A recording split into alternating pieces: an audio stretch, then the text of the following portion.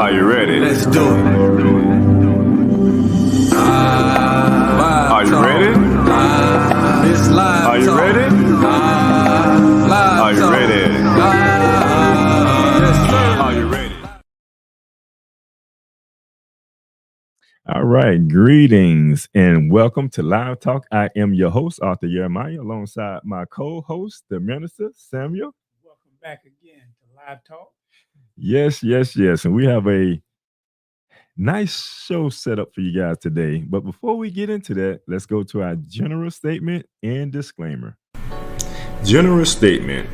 Live Talk is proudly powered by TBS Goodwill, Builders of the Highway Foundation, and Men of Purpose.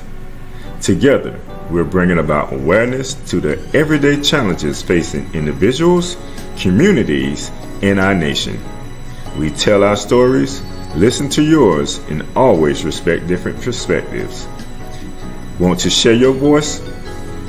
Email us at livetalkorl@gmail.com to be a guest, or if you would like to contribute to our mission, purpose, go to livetalkorl.com to give a donation.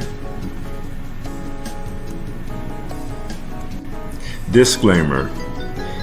Information provided during this event and others to come does not constitute the official opinion of Live Talk or its affiliate entities. It is strongly recommended that viewers seek independent expert advice regarding any topics discussed, as legal requirements differ significantly across jurisdictions and are subject to frequent changes. If you have questions or concerns, you can always email us at livetalkorl@gmail.com, or you can DM us on Facebook and or Instagram at Live Talk Orlando. Right. All right. We have to get that out of the way. Our disclaimer. It pretty much protects us. We talk about a lot of different stuff on this show. Yes. And we try to have experts on that can attest to some of the information. But when laws change, we just try to have those disclaimers in place for that reason. So how you doing, my brother? I'm doing wonderful. Yeah, just because this Live Talk is, we want to really engage the mind. This is to get you thinking, and then once you start thinking, we want you acting. Yes. The key is, depending on where you are, your actions may be different from someone else. Right, indeed. But we want to get you on the road to action. We just want to make sure you take the right action. Right. So we're gonna be talking about a lot today. When the last time? Since the last time I've been to Europe. Yes. You've been traveling. Right. Oh man, I forgot to bring you what I got for you too, and I'm supposed to give it to you on the show.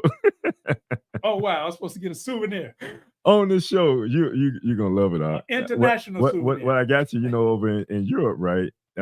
They believe heavily in olives, right?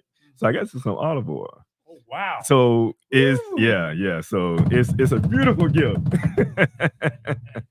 Got one for real. Yeah. Yes, indeed. So while we do that, we're gonna take a quick minute. We want to get into the show, but how was your trip? No, it was beautiful. It's when you get an opportunity and you can, please visit the rest of the world, because it's truly a fascinating thing, I would say. Okay. And I believe in this here. I believe in that the whole earth belongs to us.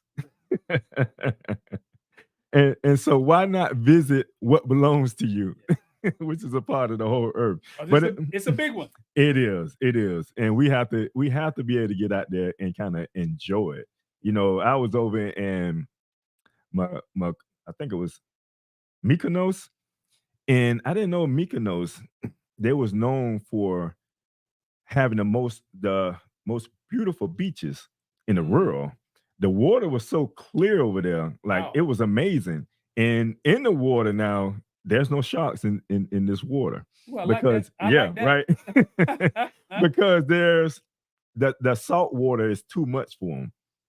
Mm. So I didn't know that. So you learn a lot of things when you travel too that you didn't know before. So Okay. it's beautiful, when you're able to get out and travel and see parts of the world. I Yep. mean, it's a fan that it's phenomenal. Yep. Being It able to truly is. experience it and see it for yourself. I'm telling you, Yeah, definitely. it's a lot bigger. As much as we love our community, the planet is a lot bigger than our community. It sure is. It sure is. But we try to bring that information back to our community so we can better our community, because a lot of the things I heard while I was over there about all the different, things that we eat here, Yes. how bad it is for us. Even when it was talking about the olive oil, like we went to an olive oil museum and they make it there. They manufacture it there. And they talked about some of the olive oils that we get out of the grocery stores and stuff like that. And I can attest to that, because sometimes we'll see ingredients in the store, Yep. but if you go to the website of that actual company, you'll see the actual ingredients that that company is putting in whatever foods that they're producing. And it's sad that they don't disclose that when you're picking it up in the store. They disclose some of it, but not all of it. So it's important that we go to, if we really on making sure that we're checking our ingredients and our products. Go to the website, go to the company website. You'll find out probably more information, and then you'll find out frequently asked questions, so that it kind of answer your questions as well. um but yeah, it was a joy, and I'm happy to be back. People say they can go to other places. I'm happy to be back. Yes. Get your feet on the ground and then get your internal clock back in sync. Right. Because when you're over there, they on a different time zone. Mhm. So it probably take I don't know if you got back on sync yet. Oh goodness. Oh goodness. Like 6, 7 hours. It was 6 hours, and then we traveled to Greece, and it went back another hour. So it was 7 hours. So I was like, whoa. And it put us back You 7 wake hours. up and it's like the sun is normally supposed to be right. No, it's just getting dark. I'm telling you. All right. So family, let's give you a rundown of the show today. First, we'll have the minister word of today. Right after that, we'll have a short commercial break. And then we'll have our main topic. Our main topic is Beyond the Walls, Rebuilding a Life on the Outside. Now, this is part 2, because we did part 1. This is part 2. We're going to be talking with our dear brother again today. And right after that, we'll go to another commercial break. And we're going to come back and we're going to talk about maybe some resources that are available. We always talk about solutions on this show. So we try to have certain things that people can take back with them and take from the show. So we plan on having that available, and then we'll have a motivational quote by the host to end the show. So with no further ado, minister, what is the word of today? And the word of the day, we're going to continue with heal and healing, especially because when we were talking about this show about rebuilding, because healing is very important. So we're going to touch on it again and then expand a little bit. But basically, healing was to heal, which is to make free from injury or disease. Heal is to restore to health, to make well again. Heal is to restore to the original purity or integrity. It is the process in which a bad situation or painful emotion ends or improves. Now, quote was that sometimes God has to put you in a temporary situation to prepare you for your permanent position. So another important part about healing is in the institution of healing, it requires a process or a period of gradually regaining one's health, strength, vitality, abilities, soundness, and freedom to its original state, or one that is equal to or greater than before. Mm. Mm-mm-mm. It deserves that. Because we're going to be talking about that again today. And just thinking about heal, which we know that's a root word to health. And Yes. when we think about health, we think about health on a spiritual and a physical plane. Yes. And we all come from a place where we need healing. And so Yes. this is going to be something that we can surely use as a word today to keep our conversation going. And it's just deep. So we look forward to just implementing this word and the definitions that you shared. And I thank you, brother, for that word of today. And we'll go to a quick commercial break and we'll come back with our guest. What do all these people have in common besides a beautiful smile, healthy teeth, and gums? They all use Zodi toothpaste. Zodi toothpaste is made with all natural ingredients. Zodi toothpaste is fortified with moringa and baking soda. Zodi toothpaste is suds-free, making it an excellent choice for kids. All natural, fortified, and suds-free. Get yours today at noistore.com.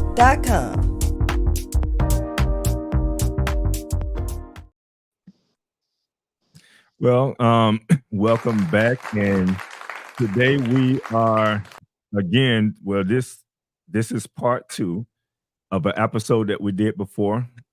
And like I mentioned before, Beyond the Walls, Rebuilding a Life on the Outside, part 2. And we will be welcomed again by our dear brother, Yeek Ezekiel, who has, like I mentioned before, has walked through the valley of the shadow of death and has made it through it. This brother here comes, well sound and healed. And we just want to welcome him back to the show. We are so happy to have you, brother. I know we introduced you more in our last show, but we just want to bring you back and welcome back to the show, my brother. Yes, sir.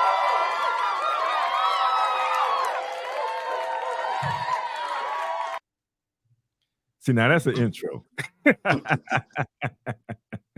Well, welcome back to the show, my dear brother. How you doing? Beautiful, King. Beautiful. Glad to be here. I had an opportunity to speak with yourself, the brother minister, as well as the audience. Yes, indeed. Well, we look forward to the show today. Our word of today is heal again. We know that going through a process like the process you have been through, like the process I have been through, and most processes we go through as a people, it requires some type of healing. Yes. So it's important that we attain that healing and in the ways that we can truly benefit from it. Would you agree with that? Yes, sir. Yeah. So we're at that point. And I know in our last show, we kind of went over, we talked about you being incarcerated. We talked about your mindset at that time. We went deep through the process of just being in the tomb. And we got to a point where we was looking at the process of what that looked like now, exiting the tomb. Are you still there with us? Yes, sir. Okay, we just lost Yeah, we lost your video. video.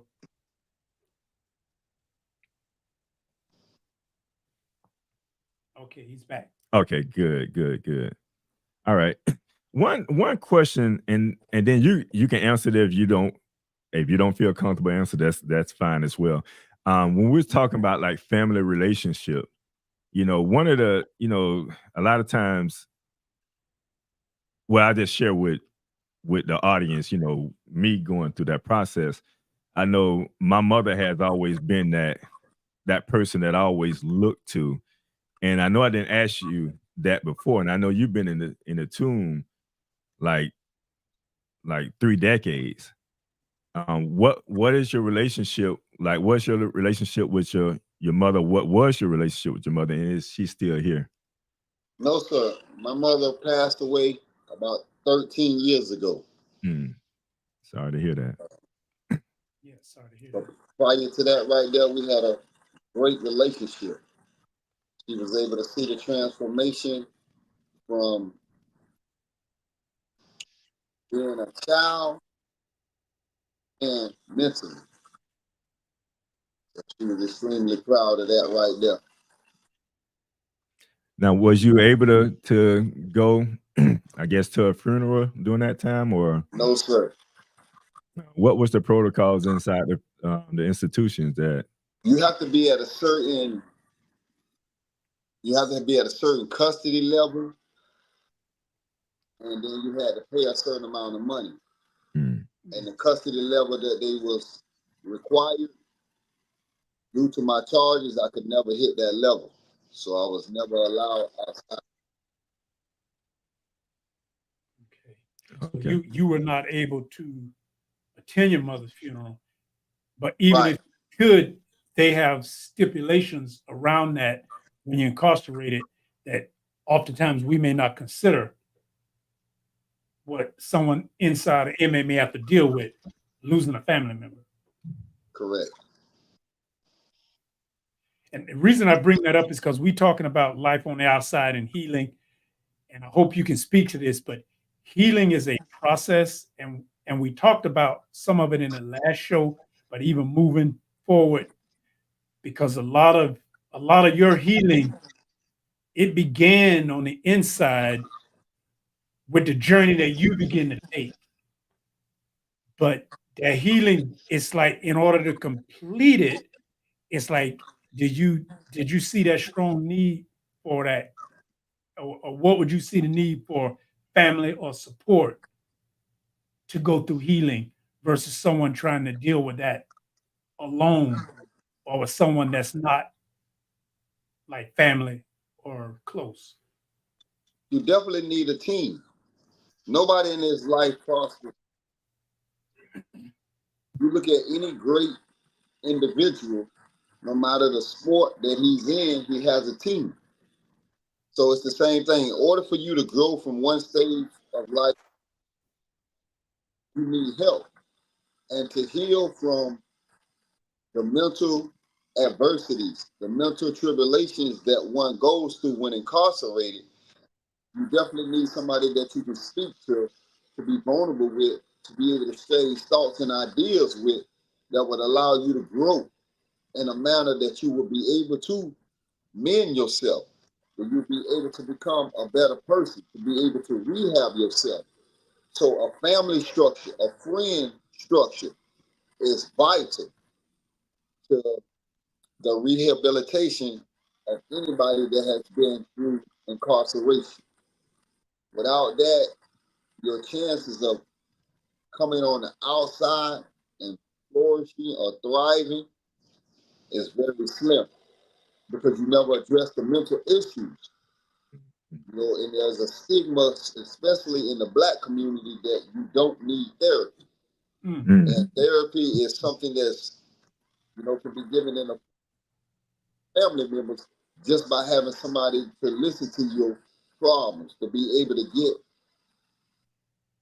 things off of your chest by having a listening ear. So it's a strong possibility that without a family or friend support, that you're never going to become whole.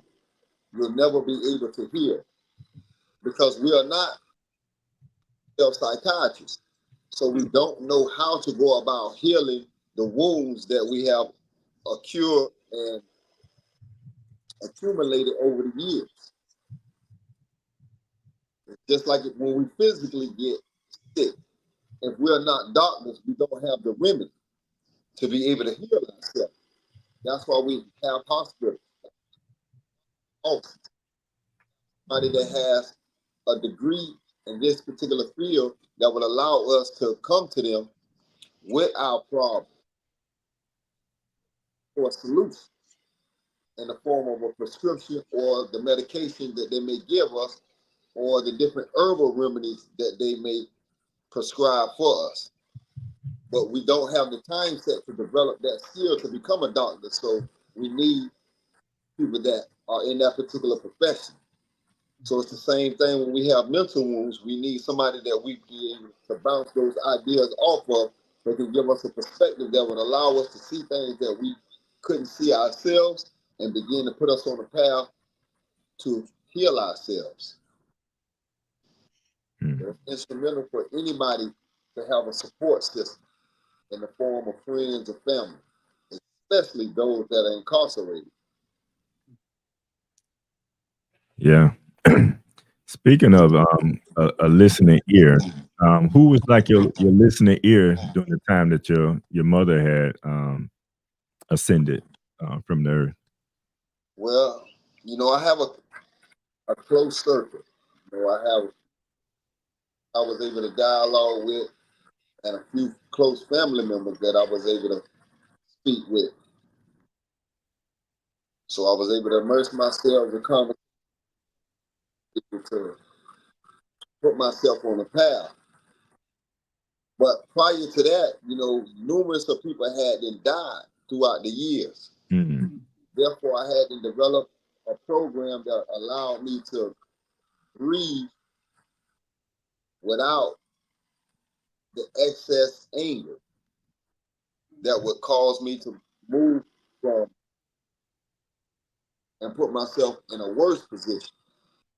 Because, like my family, they didn't want me to know that my mother had passed because they didn't know how I was going to react due to the closeness of me and her relationship. Mm. So it's imperative that you learn how to deal with that grief. And like I said, just like a doctor will have prescriptions for certain diseases, you know, you need to develop that right there while you're incarcerated, as well as while you out here free. Because people deal with grief in different manners. And if you're not mentally strong, you know, you may medicate yourself through self-destructive habits as drugs, alcohol, you know, becoming promiscuous or becoming violent, because you don't know how to deal with that level of irateness, that level of anger. So you have to come up with a program to be able to allow you to learn how to deal with these emotions when they spring up, so that you're always in control. Because if not, those emotions can lead you down a path that you don't want to go, and a path that you can't extract yourself out of. So again, it's very important to have a circle. You know, you look at the king, you know, he had his disciples. And he told them to always love one another. Always, you know, be there to uplift one another, to edify one another. So they had a circle where they can always go to certain people to be able to express their thoughts and ideas that's, you know, the cause of their grief. So I think definitely a system needs to be put in place for dudes that are in prison that allow them to deal with that grief. Because if they don't know how to, it's going to revert back to what they know. And, you know, being behind bars, level of emotion is anger, and then you want to project that anger out on somebody that's around you. So you can make your situation go from bad to worse due to you not being able to control your emotions.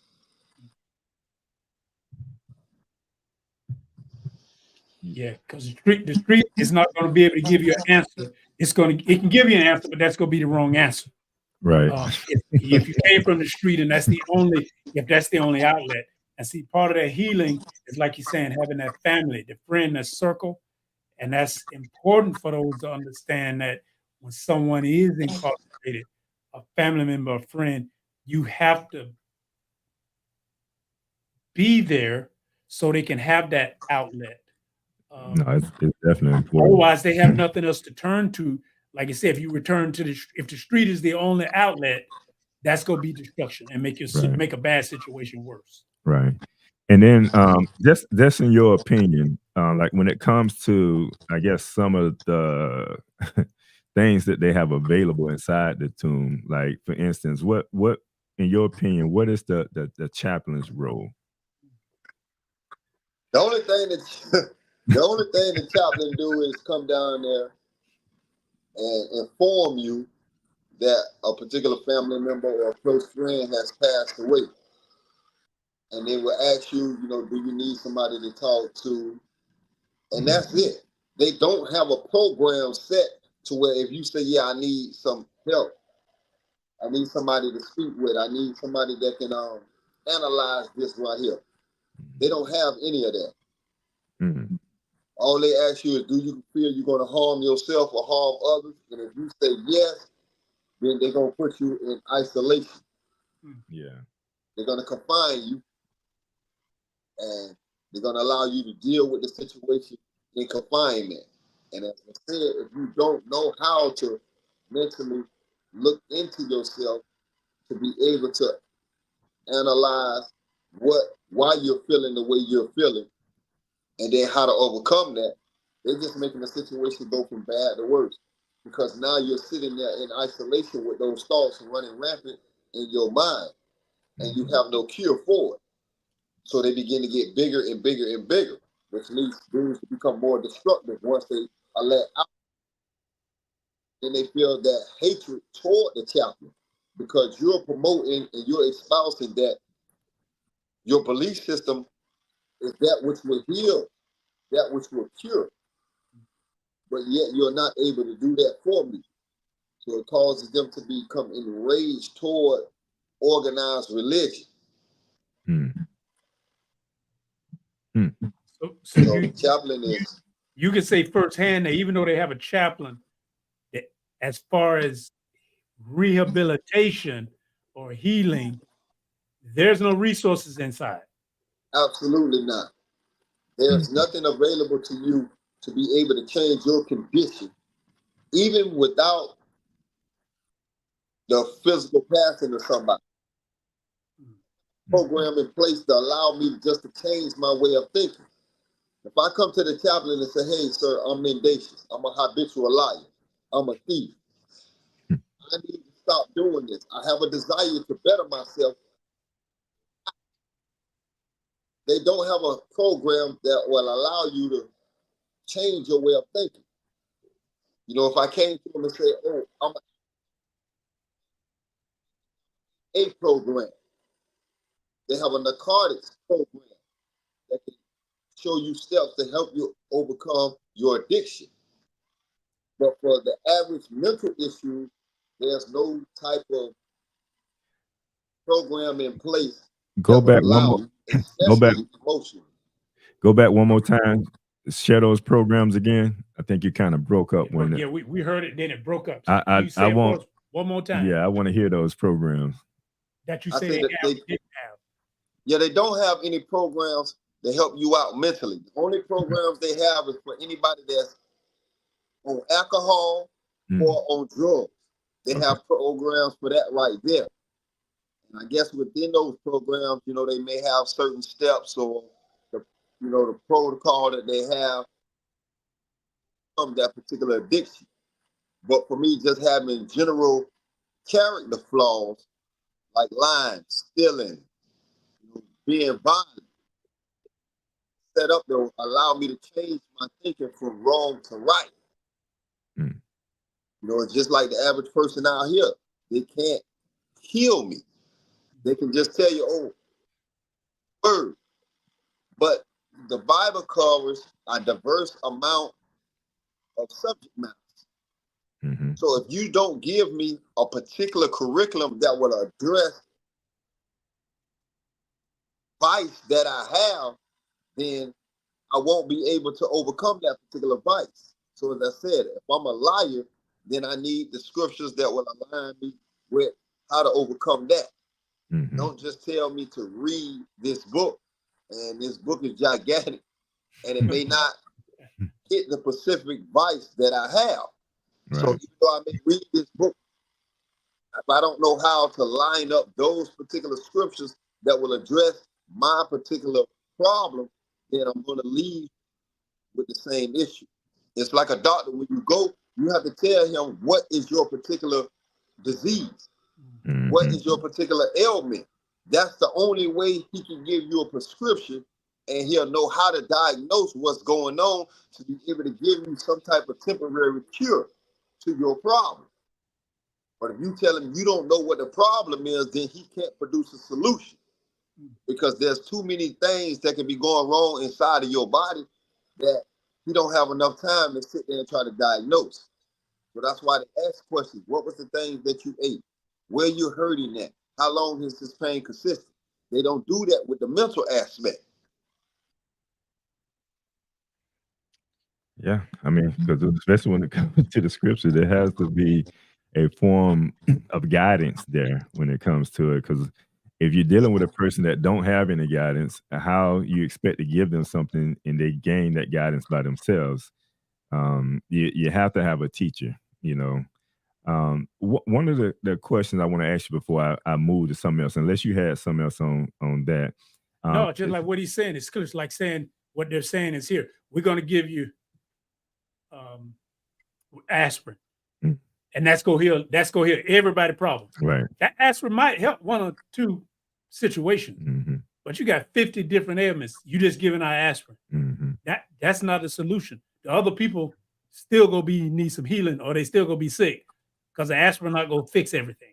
Yeah, and that's true because you have some brothers that come into there, and I know a brother that have sentences, and when they go into the tomb, is some drug that they would give them if they ask for it to kind of just take them from the, I guess, just being present, if you will, in that moment. I don't know I'm pretty sure you may be familiar with whatever drug that is they may give to some of the brothers to keep them isolated mentally from the reality of what's going on at that time.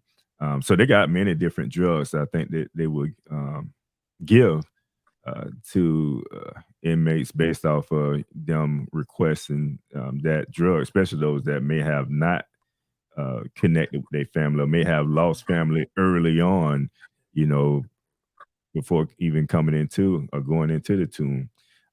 But just that's reflecting back like on the hierarchy when we talk about like we're talking about the chaplain, and I'm not sure you probably can share this, and I know you've been in different institutions, and I'm pretty sure every institution is not the same when it comes to the hierarchy part. Like,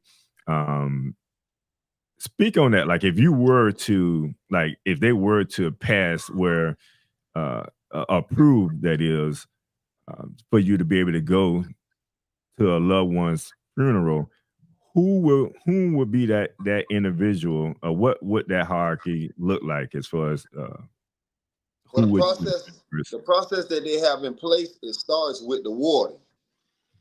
Okay. The warden will get with classification. Classification are the people that your everyday guidance. They determine your job, living conditions. They determine whether you go outside the gate or not. So classification will be the first step. They're going to pull up your records. They're going to see your charges. They're going to see how much time you have left. They're going to see your DR history. And they're going to see, and based on all of that information, they're going to deem whether you a threat or whether you're capable of going outside of the gate and coming back with no problem. Once they do that, they will send it up the ladder to the assistant warden, the warden, which they call the ICT team, which is a 3-person panel that everybody's course of action as far as the inmate, as far as, like I said, the jobs and everything. So the final say-so will be the ward, and then he will send it to Tallahassee. Prove that your custody is low enough and that you have been a model inmate, and they will send it to Tallahassee. And Tallahassee is the supreme, and they will make the final determination of whether they're going to let you outside that gate to attend a loved one's funeral or not. And if Tallahassee approve it, then they'll get back with that institution. And then that institution will get with, depending on how much time you have left, they will get with the local police department, and you will have to pay for an escort. But if your time is, if you're going home within 6 months or less, and you've been a model inmate, then they'll just let you out on what's called a furlough. And you may get a 24-hour or 48-hour furlough, and you get to leave and come back on your own account. You have nobody with you. So that's the process that they got set up.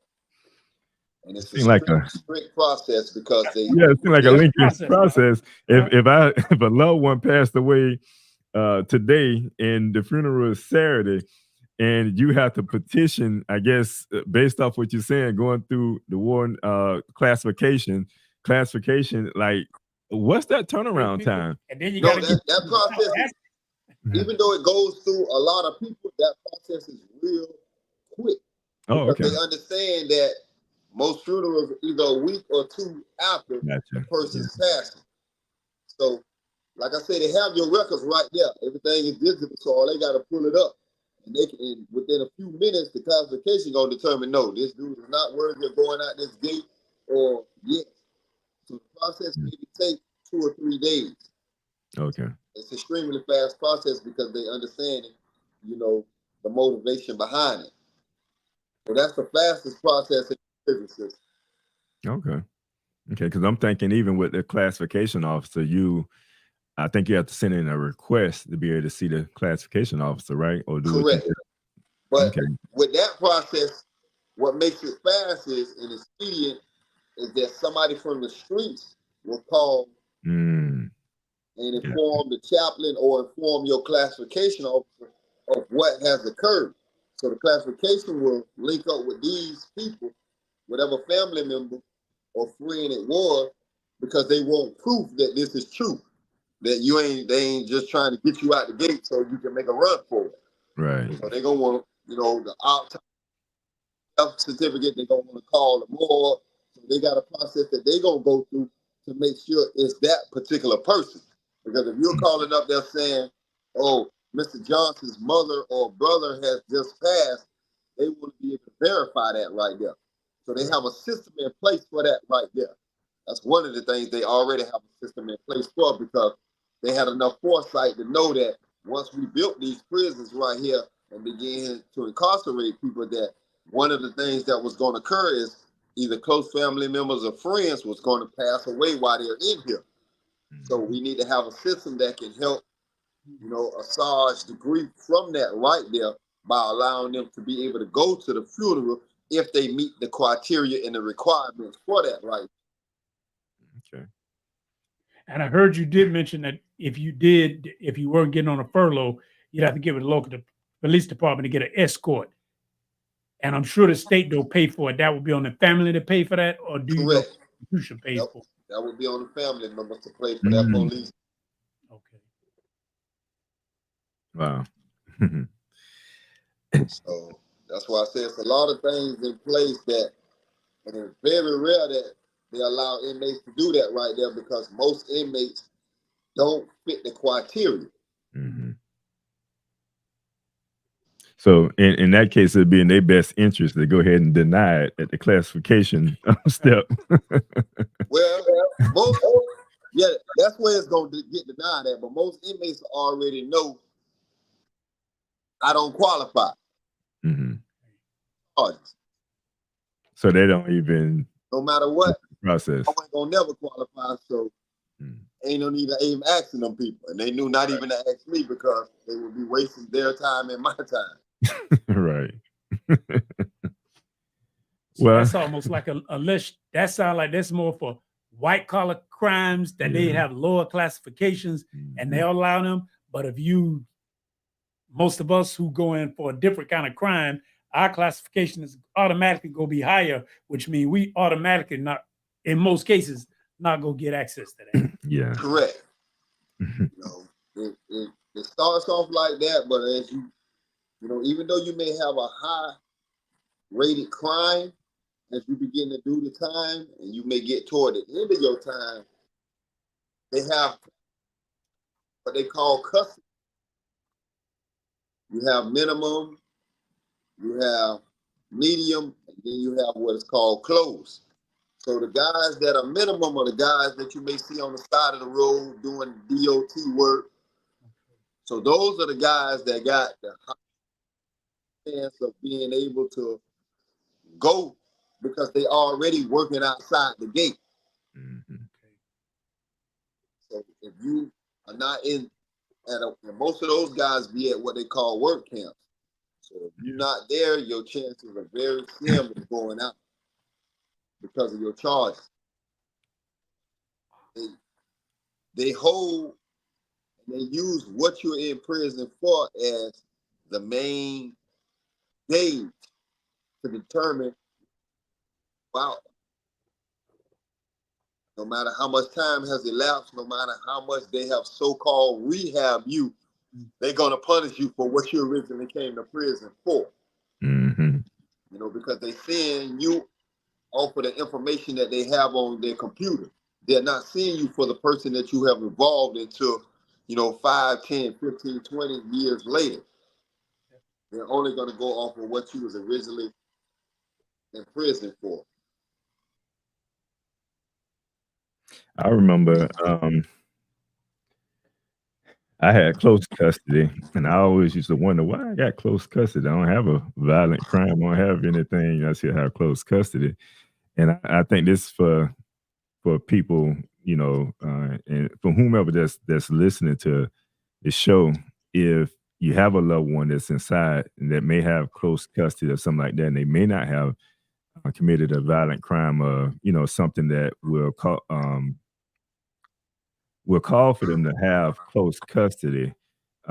Maybe check with the classification and see why they have close custody. Because I found out with myself, the reason why I had close custody is because I had a traffic case that I had to go back to court to clean up. I guess I had to go back and deal with that because until I dealt with that, they was going to keep me close because they said if I would have finished my sentence at that time, I would have been redirected back to the county to deal with the traffic court anyway. So they kept me on close custody because of that.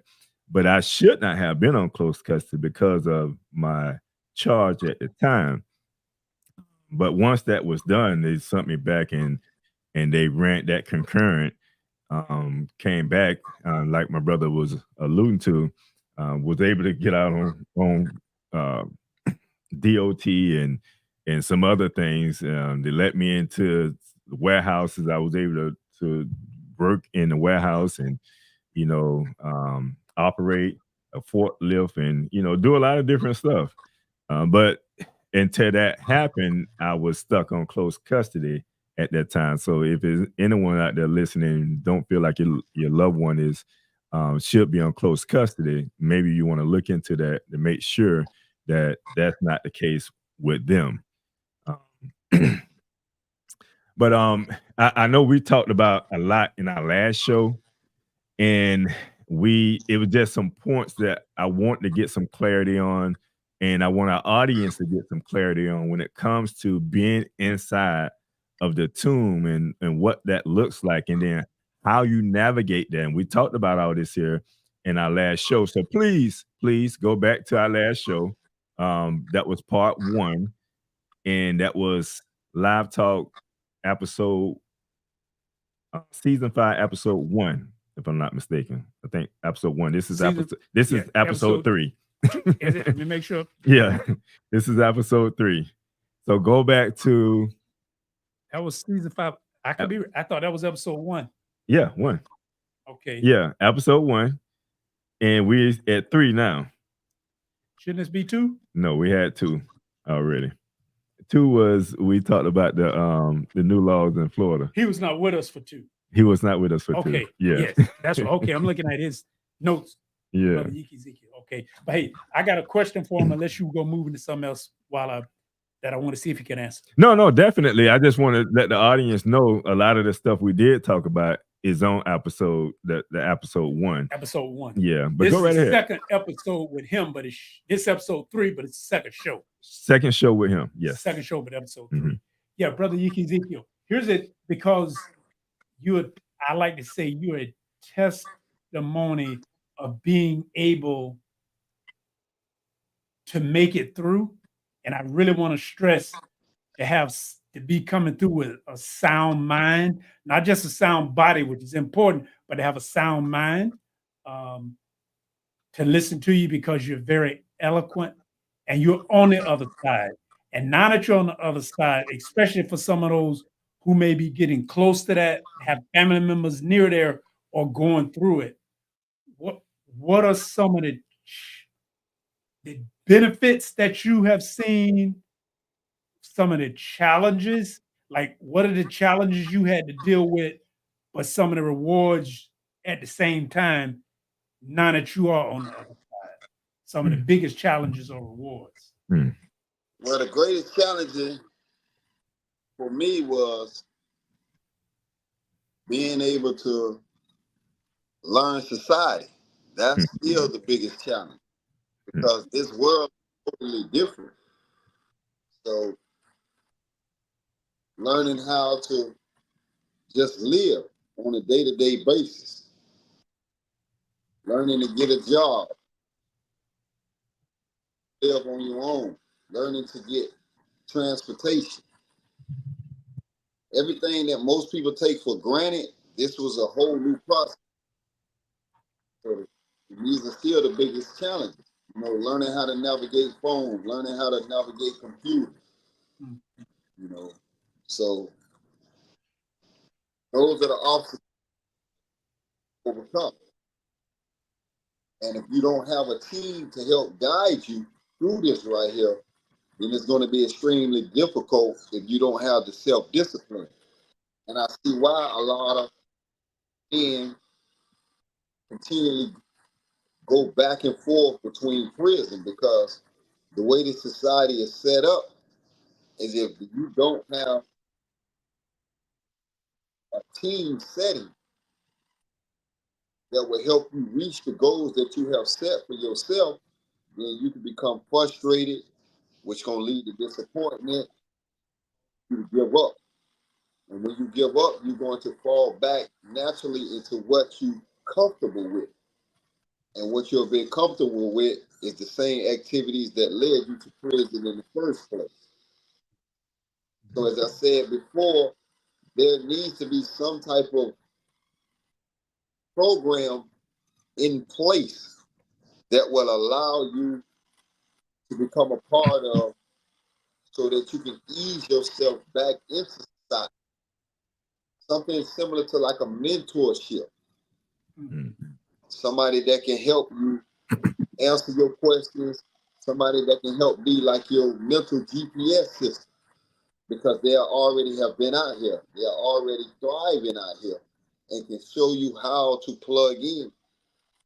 Because a lot of guys that's getting out here, you know, it's a cultural shock. And they have anxiety. I speak with a lot of guys that get out and they like, you know, they have anxiety because they're not people operate out here in the world. You know, you come from a closed society that has a different set of rules that govern the behavior of the men in there. Then you step out. Society has a different set of rules that govern their behavior. So that mental adjustment is, I think, the biggest impediment to a man's progress or a woman's progress that's coming out of prison. So that's why it's extremely important to need and have to help guide you through that right there. But the benefit that's being out here is, no matter what, you have that opportunity to become whatever you want in life. You have no restrictions on you. You're able to carry yourself to whatever heights you choose because you're out here.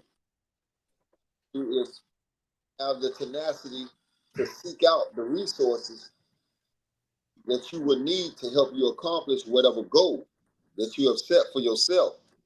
But sadly, most of the men come out of here with a lack of ambition. They're not goal orientated. And therefore, they don't set up a structure that would allow them through a process that they create to reach the goals that they set. While you're in prison, you have structure. prison tells you the time frames of what to do, what needs to be done in order for the prison to continue to revolve on its axis. Out that gate, that structure is gone. It's obliterated. So if you don't know how to create structure, because you may go to an atmosphere that don't have it, friend or family member that don't have structure. So you're taking one person from one extreme mental to another extreme mental. And like physically, you know, you can't take the human body from cold and then put it in extreme heat because you'll develop hypothermia. You have to defrost that person in degrees. So it's the same thing mentally. So without some type of superstructure place that that person can go to, then you're setting them up for failure because you're going from one extreme to another. And if that person doesn't have the self-discipline to make that a reality, then this is why the recidivism rate is so high. Some of the obstacles is you got to have that one, self-discipline. Two, you have to have a program in place that will allow you to reach those goals. Three, you have to have goals. And most people don't set goals for themselves. They just live in the moment. They're not look to see what's going to be needed days, weeks, months, or years down the line. So for myself, the hardest obstacles have been just readjusting to society because I had been gone for so long. And, you know, seeing the technology, seeing how people operate, and getting to know people. That's, I think, for prisoners is the biggest concern because we have seen so much of the dark side of human nature that when we come out, it's hard to trust. Okay. It's hard to get to know people because that society has is not the value system that you're used to, even down to the language. The way people speak to each other out here is totally different than how you address men in prison. So, yes, sir. We had a comment that came in. You want to address the comment? Go ahead. Oh, okay.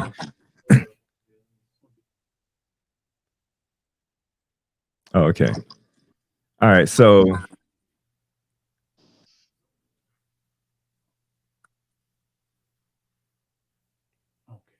you zoomed the red in, right? There we go. Go ahead, sir. Because I've been trying to figure out how to comment. This is late. Nevertheless, that information about the closed quarters, Jeremiah couldn't do anything because of traffic issue. That is great to know. Because it sounds like somebody may have had that concern. Well, the biggest thing about that is just in case somebody is going through that, you know, it's important to understand that they can hold your family member close custody. Let's say somebody passed away, like what we're talking about, and now they can't go to the funeral because they close custody. And a lot of times what the classification officers do, they're going to look at that and they're going to see, oh, he close custody, and they're not going to go deep into it. All they want to see is he close custody. No. But it's a traffic issue that's caused. Right. They don't see none of that. You know, so now a person got to go back and find out what that is, and it can be something as simple as a traffic ticket. And the crazy thing about it, somebody was using my name while I was inside, got a traffic ticket. Yep. So I had to get out. I had to go back to court, rectify that, and you know, and come back just the complete my sentence, you know, at that time. And I was young, you know, this was way back in the days, but it was something that happened, and we just want to inform the community and our audience about certain things like that. And we do have another question on it that says, does the government help with finding those programs, or is it on the person or person's family? So this going back to my dear brother, and it's something I can share, but like you exiting the tomb, like there are certain programs, and I'm thinking this what our listener is, are you finding those programs to kind of help assist you, or are those programs I guess is the institution providing those programs, or are you going through like a family member to find out about these programs? What programs? Okay, thank you. I ain't never seen them have no programs. Okay, so what I guess what's being mentioned in regards to the programs, like for instance, um, share with the audience, you exiting the tomb, what was available for you, and like how did you find out about it? Nothing was available to me. Okay. They didn't give me any type of program they didn't give me any type of help. They didn't do anything. Get out. So Go on your own, find your own way. There was nothing to help me out. Absolutely nothing. you were on your own. You were on your own. The moment I stepped across that gate, DOC gave me a bill of divorcement, and I ain't heard from them since. There was no programs, nothing, no halfway house, no shelter, none of that you could go to. Mm. It was all on you. So if you didn't have family, you didn't have friends, then you was just in a bad spot. Which lead me to go ahead. What I think is too, like, and I guess it depends, like if you're doing state time versus federal time, there's different. Like people say they have a halfway in the work, but that's not for all situations. Now, I will say this, like you just said, it's not for all situations. So, like I remember on our last show, you alluded to at one point in time, you didn't feel like you would ever get out. Correct.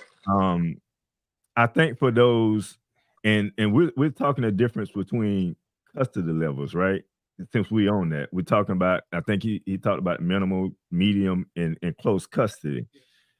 When you're at a certain custody level, they do have certain things that you can take advantage of, like myself, for instance. And when I came back out, I was at medium, which they later put at minimal, but medium. Medium allowed me to go outside the gates. Okay. Now, until it got to the point where it was kind of minimal, where now I can go into like a permanent party work release. So going into like a permanent party work release, this allows for me to what? Get my license. It allows for me to do certain things that if I was out at the time, I may not have, like my dear brother here may not have had that assistance, but it allowed me to do that. It allowed me to get a job. So now that I'm out, I have money and I'm able to provide for myself. I'm able to set goals for myself because I still have family, like my dear brother. Like I said, we're so sorry you lost your mother, because I'm pretty sure that was your heart and your soul. I still had my mother. So I'm able to, with the help of family, regain entry back into the system in a way that is beneficial to me now. That I can build up on something, build my funds up, and then go back to school and then be able to get into my own career, my own job, run my own business. There's some brothers like that, they may have those resources, but like my dear brother is sharing right now, he didn't have those resources. At one point in time, he didn't know if he was going to get out. And I find a lot of brothers like that will get out, don't have those resources, and end up right back into the institution because they only know one thing to do at that point in time if they haven't rehabilitated themselves. Because like he also mentioned, there's no rehabilitation in there like that unless you're rehabilitating yourself. And he went through the process of rehabilitating himself. So he understands right from wrong. He understands some things that need to take place in order for him to stay on the outside. And with that being said, because you talked about a team and you talked about support. What kind of support have you received since you've been released, and has it been sufficient support?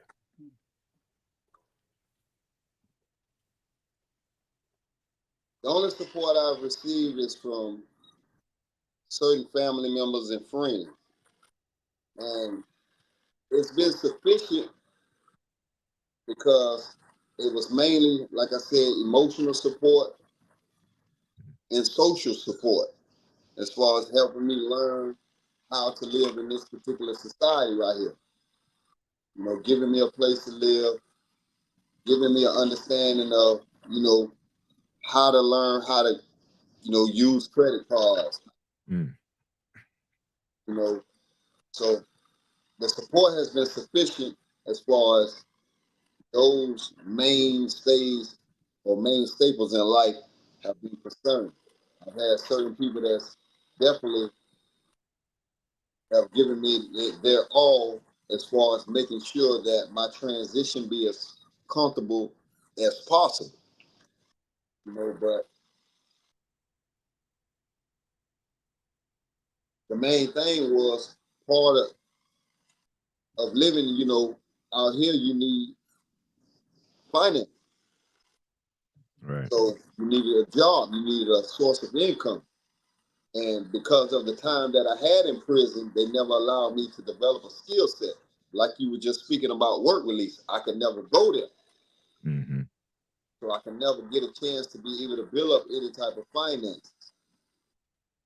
So the support of the family, you know, they're going to give you the resources that they got. And, you know, most of our family members are living right at or below the poverty line. So economically, ain't too much they can do for you. You know, they're going to offer you all that they have, but if you don't learn how to lower your standards, materialistic wise, then this is why dudes put themselves on the path that they get back into the streets because the money is not sufficient for them to live up to what they think they should have. You know, and this is why I'm forever grateful for the teachings of the meal of Yahweh Ben Yahweh. It taught me how to see what's important in this life, and that if I allow his wisdom to grow in me, then it would create ideas that would allow me to produce an industry that will bring me all the wealth that I need. But anything in life, there is a process that goes through it. You don't just drop a seed in the ground and tomorrow it becomes a full grown tree. It takes time to develop. It needs to be cultivated. It needs to be nurtured. So that same process that you're going through out here, and like I said, especially it's harder for me because I didn't have a particular skill set. So you're going to have to take any type of manual labor job that's available to you until you can learn how to develop a particular skill set. And which is, I'm grateful for the online lifestyle that's rampant now because you can still be doing a regular job, but you can be learning a skill set online at the same time to be able to better your financial situation. It's just a matter of being sedulous and the level of commitment that you have to get where you want as far as reaching the goals that you have set for yourself economically and not being impecunious or foolish with your spending. So these are the things that, like I said, I'm eternally grateful to the Savior, Yahweh for being able to give me that self-rulership, to be able to understand that I got the patience to be able to grow into whatever I choose to become. But you're only going to go as far as your team can allow you to go. So the team that I have, you know, they have put me on the path to allow me to grow. That they had, you know, and some guys have come out of prison with a phenomenal financial team. You know, someone will come out with no financial team. So that's why I say it depends on the discipline that a person have the heights that they can grow to. And unfortunately, a lot of guys lack that. And this is why prison, because again, they fall back on trying to get the fast money, and that's because those are the people that in their circle. The mass majority of dudes that's getting out of prison go back to the atmosphere that they was raised in. So they're going back to the same family members, the same friends. And if those people are on the same activity that led them to prison, and this is who they're around, then it's no wonder that the recidivism rate is so high. Mm-hmm. So you got to be able to extract yourself out that criminal mentality first while you're in prison. That's the first step, so that when you get out of here, it'll be a cakewalk. So as the king said, you'll be in the world, but not of the world, because you can see those people indulging in those activities, and it doesn't appeal to you because your way of thinking has been altered. And now you know the work that you have to put in to be able to reach the economic goals that you have set for yourself. But if you don't have goals, then yeah, it's easy to fall back into anything. So I have a system of people that's, keeping me mentally on the path that I need to go on in every aspect. I have certain friends that I can speak about, to develop the mental, the moral, and the spiritual. And then I have to help the social and the physical.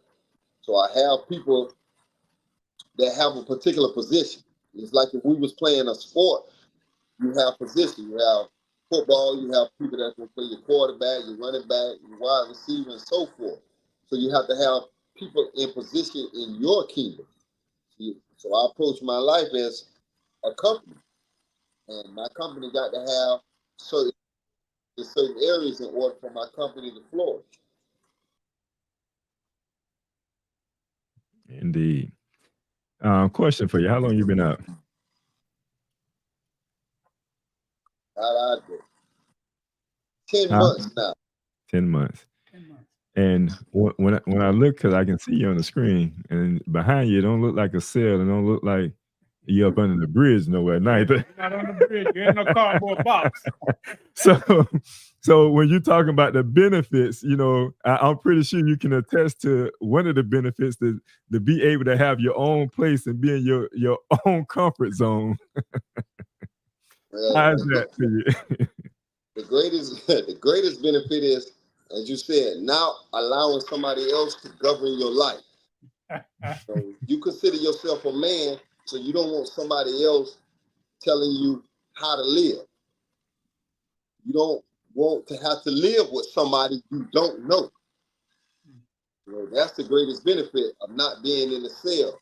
Having your own place, it gives you that peace of mind. You get to come home, you ain't got to worry about dealing with attitudes that are not in alignment with yours.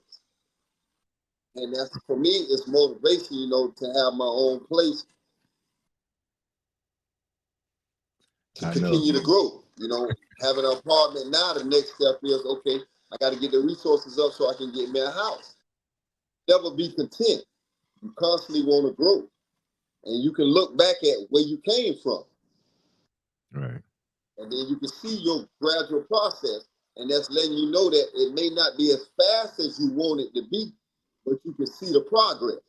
Right. That progress for me is the motivation to daily keep growing.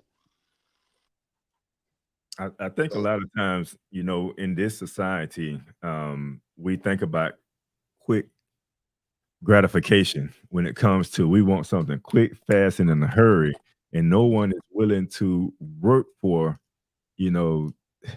that and achieve those goals. Even if it take a year, take 2 years, 3 years, to accomplish that, putting together a mission to be able to see that vision down the road. We're looking for quick gratification, and a lot of time that quick gratification ends us right back into the situation we was in before that we wanted to do away with, but now we're dealing with that same situation again, whether it's incarceration or being homeless on the street. Sometimes we can make those decisions that can cause either or. We got and enough. they getting smarter. They getting smarter with the way they catch criminals. Oh, definitely. So when you think you're getting smarter, they 2 steps ahead of you. But Putting you back. But see, this is the thing. We have like the generation now, and maybe the generation before. There was a generation at one point in time that hold fast to not. So I say snitching.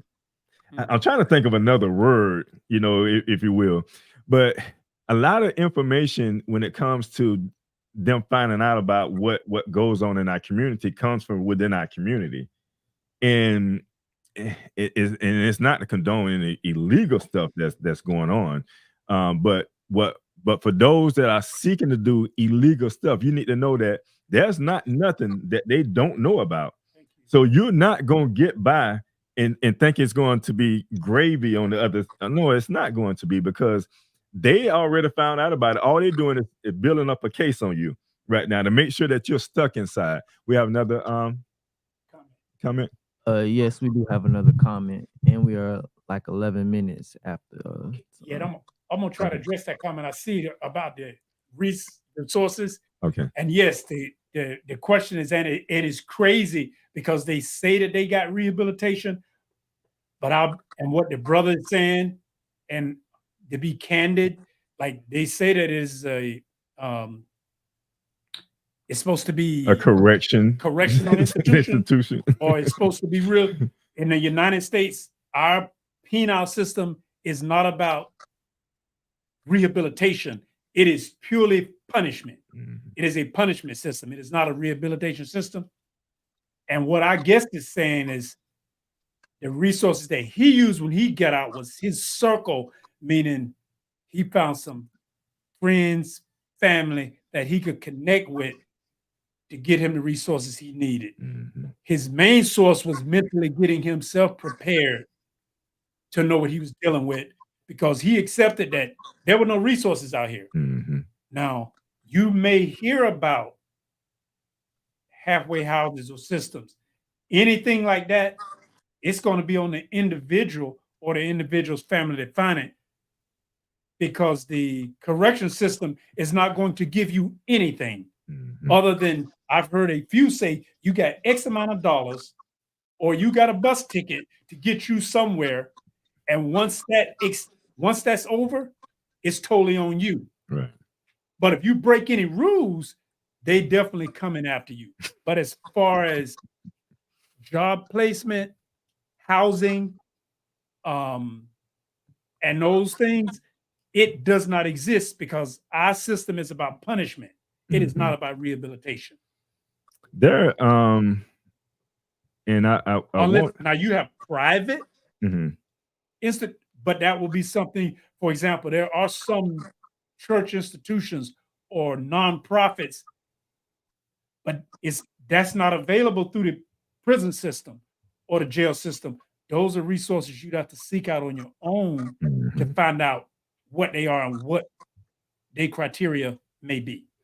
And I did have, but what we are, again, sir, I don't want to go past our time as we actually passed 13 minutes. Okay, so what we're going to do, we're going to go to a quick commercial break. We're going to come right back, and we're going to talk about some resources that are available. And then I want my brother to be able to share with us if he chose any of these resources, or even if they're, reliable resources. So we'll be right back after this commercial break.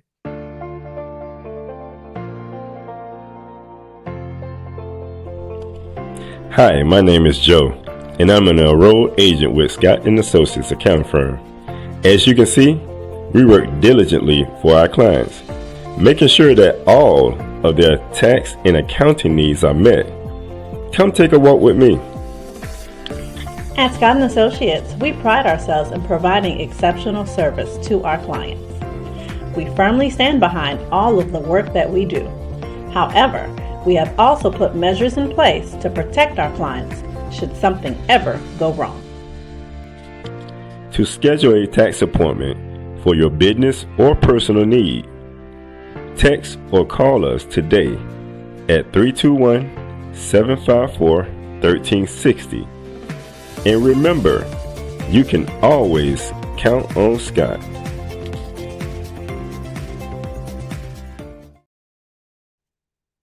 All right, welcome back. And what we're going to do now, because we always try to talk about solutions on the show. Everyone, and I know my brother don't have his full team together, but he did get a little assistance. But having, to his point, having a team is very important. Which in when he said team, is having that support system. Is very important, especially when you're coming out to nothing.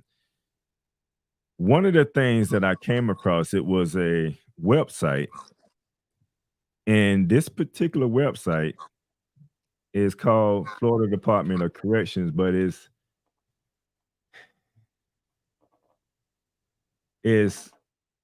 I'm gonna try to, and I thought I had it so that my engineer can put it up on the screen, but I don't. But it's pub apps dot. Can you type this in?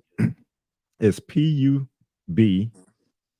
When you get there, you there? APPS dot FDC dot myflorida.com.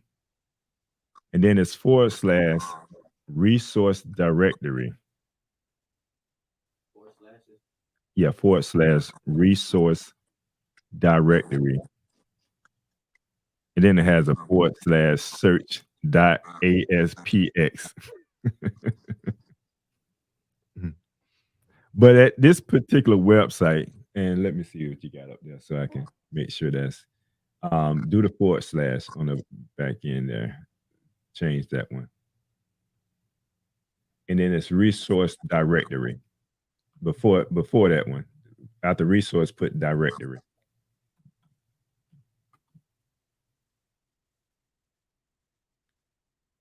And then put your / and then put search dot ASPX.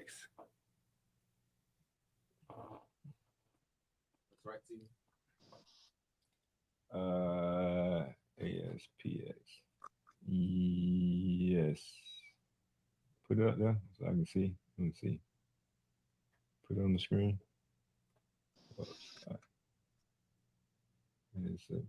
It was my Florida, not my, but my FL might work, but Florida was actually spelled out. The reason I'm sharing this here, I thought I had it already set to be displayed on the screen, but when you go to this particular website, what happens is if you go to this website, it's going to ask you, you're going to have different options for you, like as far as if you're looking for a job, you're looking for family counseling, you're looking for food stamps, you're looking for anything that can aid you while you're out. It allows for you to select on that dental care. You put the county that you reside in. Let's say, for instance, right now, I'm gonna put in here employment. You go to Orange County, and what it does, it brings up different resources that are in your area. Like when I look up, like Orange County, for instance, it's gonna say HD Counseling LLC. So this is like, and this is like East Colonial. If you're here in Orlando, you know what I'm talking about. But it deals with anger management, career counseling, family counseling, financial counseling, job placement. There's another one that called Recovery Connections of Central Florida. It deals with job placement. There's another one that says Total Health Guidance. That one kind of deals with domestic violence, anger management. There's one like, for instance, you have the career source of West Orange. We have many different career source centers here in Orlando, and a lot of the career source centers deal with counseling. Some deals with counseling, some definitely deal with job placement. setting up a resume, internet access, because you can go right in there and you can apply for a job. And last but not least that I had on this list was Florida Department of Education vocational rehab. And then one of the locations was right off of McGuire Boulevard, right here in Orlando. But it deals with a number, a host of things that one could take advantage of, when exiting the institution. And then there's a lot of other places that I looked up when it comes to like resources that centered around someone exiting the tomb and looking for work, or looking for counseling, or food stamps, etc. And I found that fascinating, because I guess I had, to my brother's point, I had some family members that could assist with, and then and of course I was able to get a job at the time, and then I didn't spend as much time as my dear brother did inside. So some of the things that I may have received from family, close families and friends, and being able to go through work release, is a lot of brothers that don't have that. So the resources are real. You need those resources. But let me ask you something, brother. Was you ever exposed to any of this here? No, Okay. Another never question did. for you, because one of the things that our brothers and sisters deal with when exiting the tomb, especially after being there so long, what about your civil rights? Have you regained back your civil rights? Have you been working on that? No, sir. Didn't even know you could get your civil rights back. Mm. But that's something that we can talk about, because that's probably something that I can help you with There's on a that level. process, but it can be done. You Yeah. can do it, but yes, Hmm. to get your rights restored. Yeah. And we'll be in touch with that, because I know we're coming up on the end of the show, but I will share like a resource for you. And it's Florida Recovery.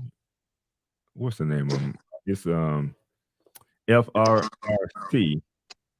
What that? But they help with clemency and restoring your rights back. It's called Florida Recovery. Florida Rights Restoration.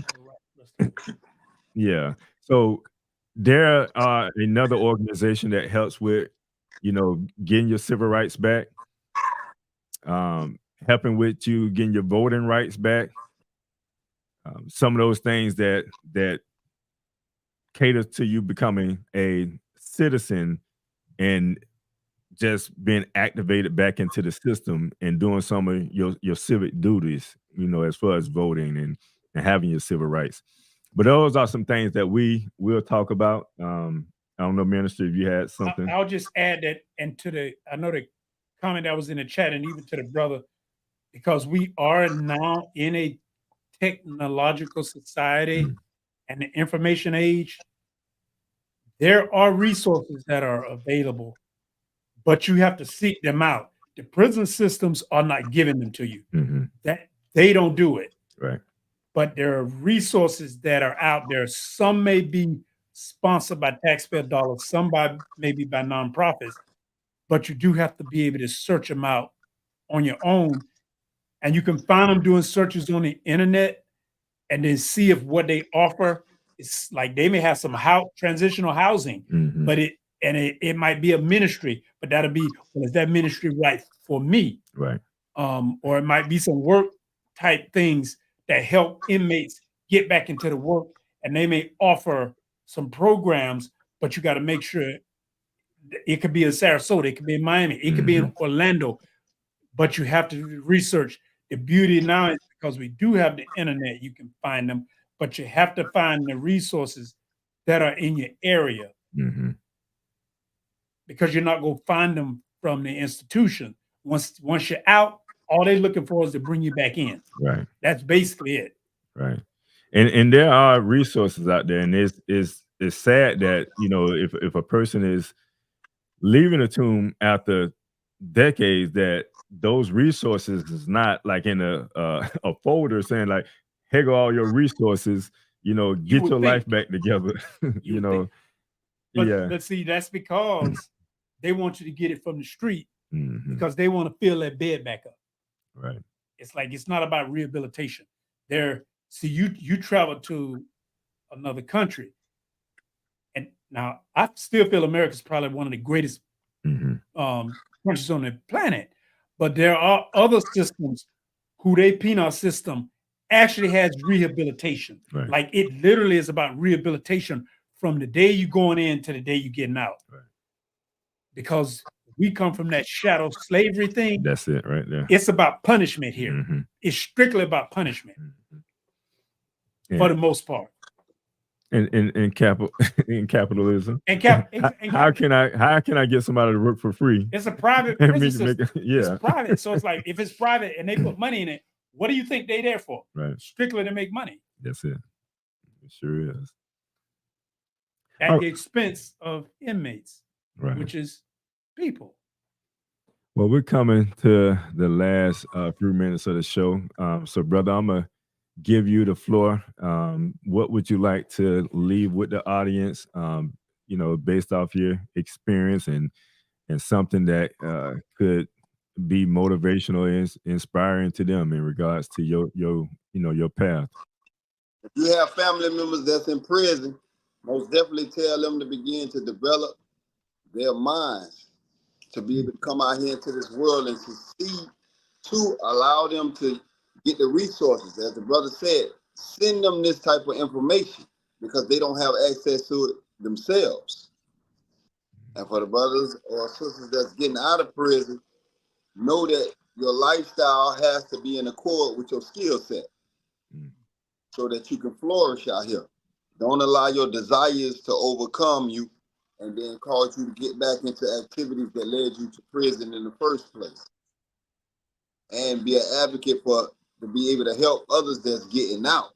So get yourself into some kind of mentor program, some type of community program, because that you have can be a help behind you. So don't just forget about the struggle that you have just left. Allow yourself to be used as a vessel to be able to help others. All right. And minister? Yeah, one of my favorite sayings is your first wealth is your health. Mm. And it's all about your physical health, but it's just as important your mental health. And that's what my brother is stressing. You got to heal your mind. It sounds simple, but it's very complicated. It's complex. If you don't heal yourself, nobody else is going to do it for you. And that means if you need help, reach out and get that help. But it has to start from within. The change has to take place from within, so then it can come and you can help others. And Brother Ezekiel is a testament of someone who can go through doing that much time, but then still come out on the other side. And I don't hear anger. Right. I don't hear hatred. I don't hear I'm getting ready to get put right back in there, because that's what happens. Right. And we don't want to see that. Now you see somebody that's happy to be out and want to stay out. Always. That's what I hear. Well, I want to thank you, my dear brother, for coming on and sharing that with the audience. It definitely won't be your last time coming on. You definitely come on again, even if it's in another capacity. There were some other things that I wanted to kind of add so that the audience and just to be clear, a lot of these questions that we ask, we know, like I said in the beginning, you've been through the valley of the shadow of death, but you made it through it. So there's someone else that's walking that road, those steps, and they want to know, how do I get beyond where I'm at right now today? Can I do it? They want to be somebody to motivate them and inspire them to get to that next level. So having somebody on like yourself can give that person that's looking for that motivation that they need to make it to that next level. Hope. The hope that they need. the strength that they need. And speaking of strength, I want to go to the quote that I had for today, and this comes from Gandhi. And it says, strength does not come from physical capacity. It comes from an indomitable will. Now, indomitable means cannot be subdued or overcome or unconquered. And when I think about your spirit and your growth, it could not be subdued by what was presented to you or the situation that you was in. You was able to overcome that. And I have to give kudos to you because I have known you for a very long time. We met early on in the 90s, you know, but to get to this point here, it has truly been a testament to your strength, you know, and your fortitude. And I think you spoke of that before. And I think for anybody that's listening to this show or go back to part 1, part 2, will have to commend you for that. And then at the same time, if you're going through that, definitely look up to you as a motivation at this point. And we know you got, you know, you only been out 10 months, but you have to me, honestly, being away 3 decades, you have accomplished a lot being out 10 months. I'm going to tell you that right now. That's a lot. And I you know, I want you to continue on. We always communicate on the spiritual plane, and we're connected spiritually. And I want that relationship, our relationship, to continue to grow. And I pray to the Most High that you continue on that same path and the road that you're on right now, and keeping that same spirit. And I'm just gonna say, you know, from the host, I like to say peace and prosperity. And from Live Talk, we are out.